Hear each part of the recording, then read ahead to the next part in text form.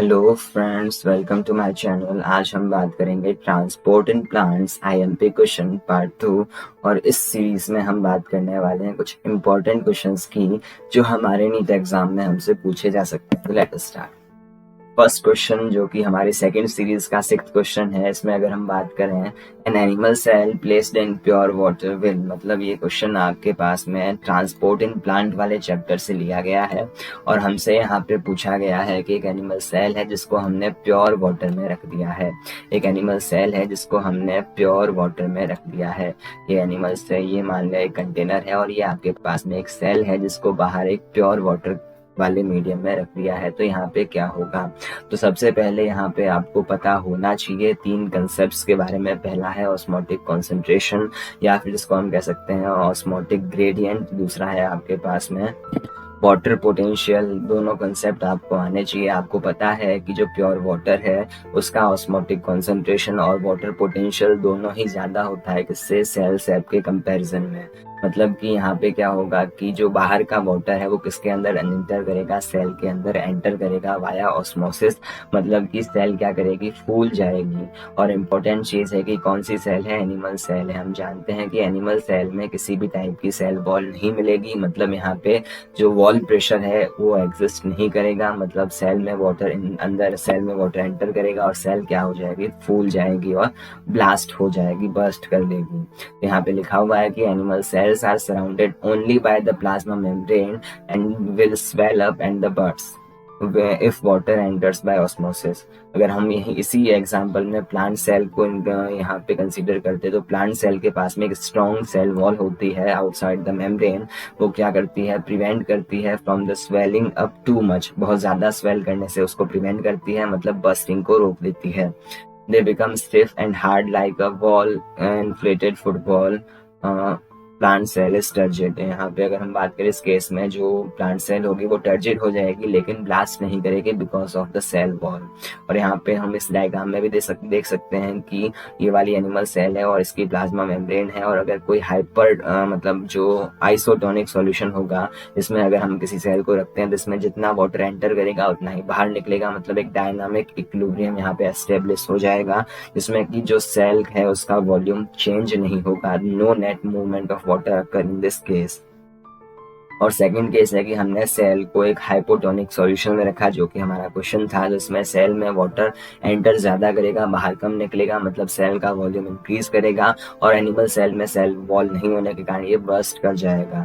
और तीसरा केस है हमारे पास में जो सेल है उसको हमने हाइपरटोनिक सॉल्यूशन में रखा, मतलब जिसका ऑस्मोटिक कॉन्सेंट्रेशन और जो वाटर पोटेंशियल ऑस्मोटिक कॉन्सेंट्रेशन ज्यादा है किसके कंपेरिजन में? सेल सेप के कंपेरिजन में। और जिसका वाटर पोटेंशियल कम है किसके कंपेरिजन में? सेल सेप के कंपेरिजन में। यहाँ पे जो वाटर का नेट आउटवर्ड फ्लो होगा, मतलब बाहर भी वाटर जाएगा अंदर भी एंटर करेगा, लेकिन जो नेट फ्लो होगा वो आउटवर्ड होगा और सेल श्रिंक कर जाएगा। क्वेश्चन नंबर 7 हमारी स्क्रीन पे है। In the external solution if the external solution is more dilute than the cytoplasm then it is known as।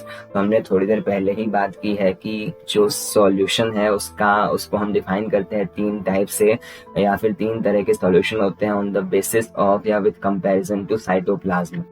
Means अगर हम किसी सॉल्यूशन के जो ऑस्मोटिक कॉन्सेंट्रेशन है उसको कंपेयर करते हैं साइटोप्लाज्म की ऑस्मोटिक कॉन्सेंट्रेशन से, तो हम उन सॉल्यूशन को 3 टाइप से डिफाइन कर सकते हैं। पहला है आइसोटोनिक, मतलब इसकी जो ऑस्मोटिक कॉन्सेंट्रेशन है वो साइटोप्लाज्म के इक्वल होगी। दूसरा है हाइपोटोनिक, इसकी जो ऑस्मोटिक कॉन्सेंट्रेशन है वो आपके साइटोप्लाज्म से कम होगी। और हाइपरटोनिक, इसकी ऑस्मोटिक कॉन्सेंट्रेशन साइटोप्लाज्म से ज्यादा होगी। तो यहाँ पे पूछा गया है कि if the external solution is more dilute, मतलब उसका जो ऑस्मोटिक कॉन्सेंट्रेशन है वो कम है, तो उसको हम कहेंगे हाइपोटोनिक सॉल्यूशन। यहाँ पे अगर हम बात करें करेक्ट आंसर है option number B. Hypotonic solution is a solution that has a lower osmotic pressure और osmotic concentration than the another solution. और अगर हम बात करें किसी सेल के रिगार्डिंग तो हम सेल सेप के ऑस्मोटिक कॉन्सेंट्रेशन को यहाँ पे एक रेफरेंस की तरह यूज करते हैं।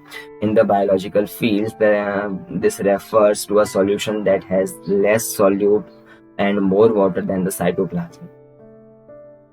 Question number 8.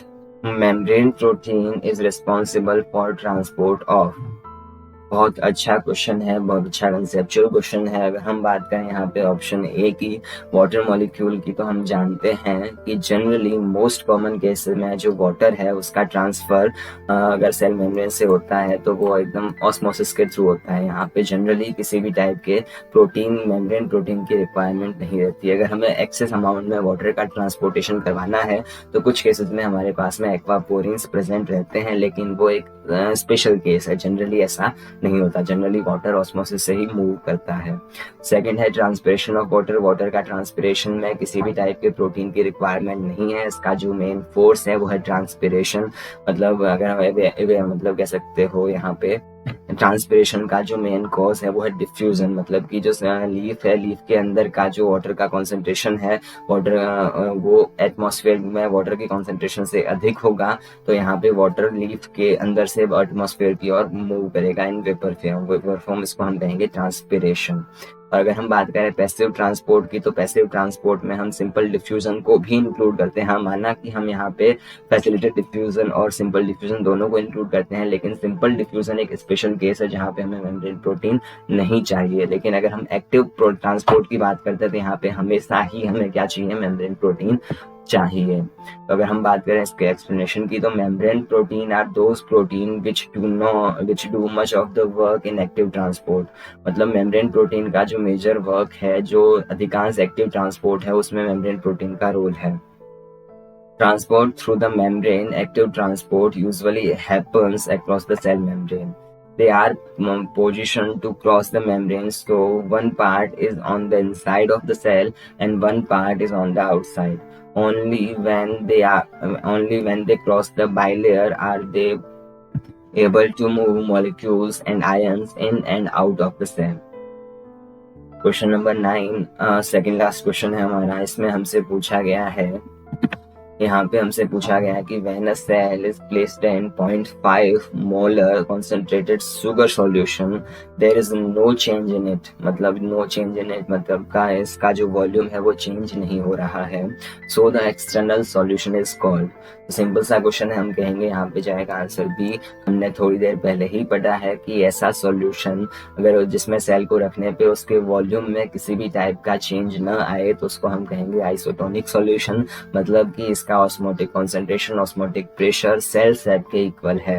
यहाँ पे आंसर जाएगा बी। और यहाँ पे एक और कंक्लूजन हम मेड कर सकते हैं कि जो सेल सेप है उसका भी ऑस्मोटिक कॉन्सेंट्रेशन कितना है, 0.5 मोलर है।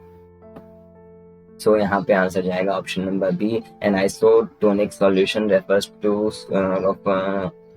refers to two solutions having the same osmotic pressure across a semi-permeable membrane. This state allows for the free movement of water across the membrane without changing the concentration of solute on either side. Question number 10. In this question हमसे पूछा गया है कि the pressure that prevails in cell due to numbers of substances dissolved in the cell cell. यानी कि हमसे पूछा गया है कि ऐसा कौन सा प्रेशर है दैट प्रीवेल्स का मतलब होता है retained in the cell due to the number of substances dissolve in the cell cell. तो हमसे पूछा गया कि एक सेल है, सेल के अंदर कुछ ऐसे सब्सटेंस क्या है, डिसॉल्व फॉर्म में है, और उस डिसॉल्व सब्सटेंसेस के कारण कौन सा प्रेशर एक्ट करता है। हम जानते हैं कि जो ऑस्मोटिक प्रेशर है उसकी डेफिनेशन ही यही है कि किसी भी सॉल्यूशन मतलब जो सेल सेप है उसमें प्रेजेंट डिसॉल्व स्टेट में जो सब्सटेंसेस है वो इसका कॉज होते हैं ऑस्मोटिक प्रेशर का। यहाँ पे जो करेक्ट आंसर है वो जाएगा option number C. Osmotic pressure is the pressure that would have to be applied to a pure solvent to prevent it from passing into a given solution by osmosis, often used to express the concentration of the solution. Dissolution of various substances in cell sap creates osmotic pressure. तो thanks for watching. आज के लिए इतना ही, next video में मिलते हैं।